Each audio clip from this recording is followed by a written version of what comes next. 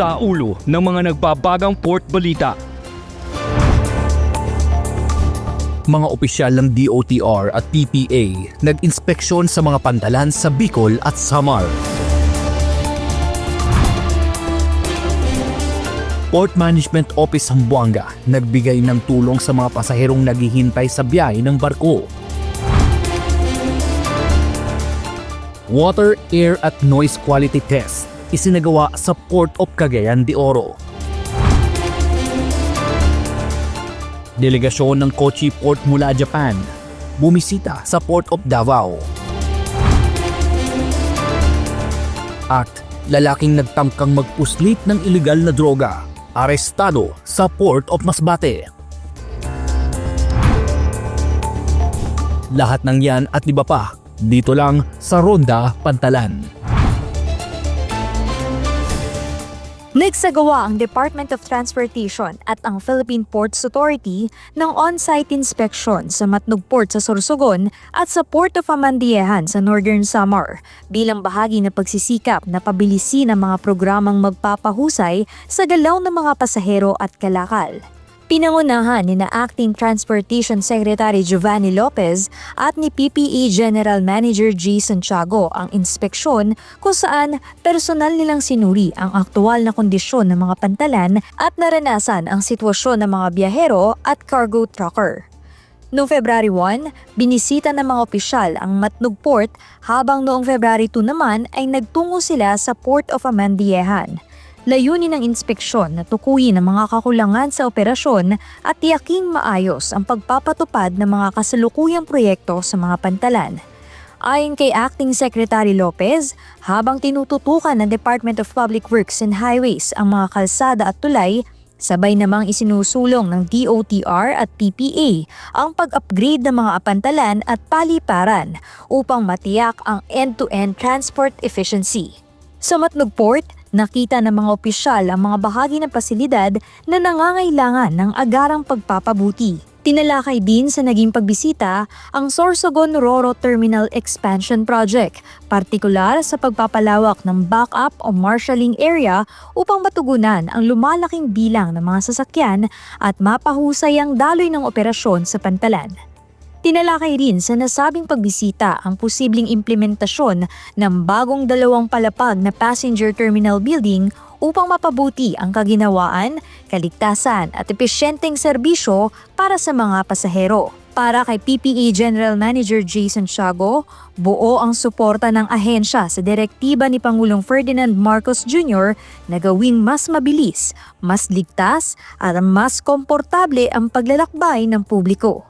Ani GM Santiago, patuloy na makikipag-ugnayan ng PPA sa DOTR, mga lokal na pamahalaan at iba pang maritime agencies upang maihatid ang mga pangmatagalang reforma na tunay na mararamdaman ng mga pasahero at cargo stakeholders. Jal Manalo para sa PPA TV. Dahil sa limitadong biyahe ng mga barko sa Zamboanga nitong Enero 29, pinalawig ng Port Management Office ng Zamboanga ang assistance sa mga pasaherong apektado ng sitwasyon. Sa gitna ng mahabang pila at mahabang oras na paghihintay, namahagi ang mga kawani ng pantalan ng libreng lugaw sa mga pasaherong nasa loob ng pantalan. Bukod sa lugaw, namigay din ang PMO Zamboanga ng libreng food packs at inuming tubig para tiyak na sapat na makakain at makainom ang mga manlalakbay. Nakipagtulungan din ng PMO Zamboanga sa programang libreng sakay ng Philippine Coast Guard bilang tugon sa limitadong biyahe ng mga barko patungong Basilan, Sulu at Tawi-Tawi region.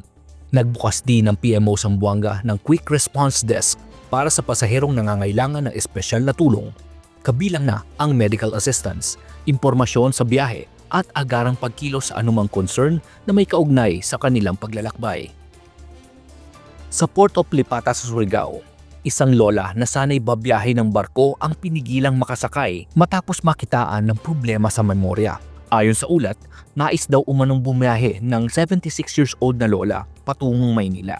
Ngunit nang tanungin ng mga personnel, hindi nito maibigay ng malinaw ang dahilan ng kanyang pag-alis, pati na rin ang impormasyon tungkol sa kanyang pamilya.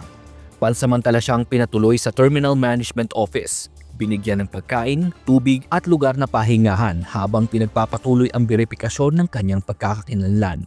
Kinabukasan, January 28, dumating sa Pantalan ang isa sa mga anak ni Lola upang sunduin ang kanilang ina na nakakaranas umano ng demensya.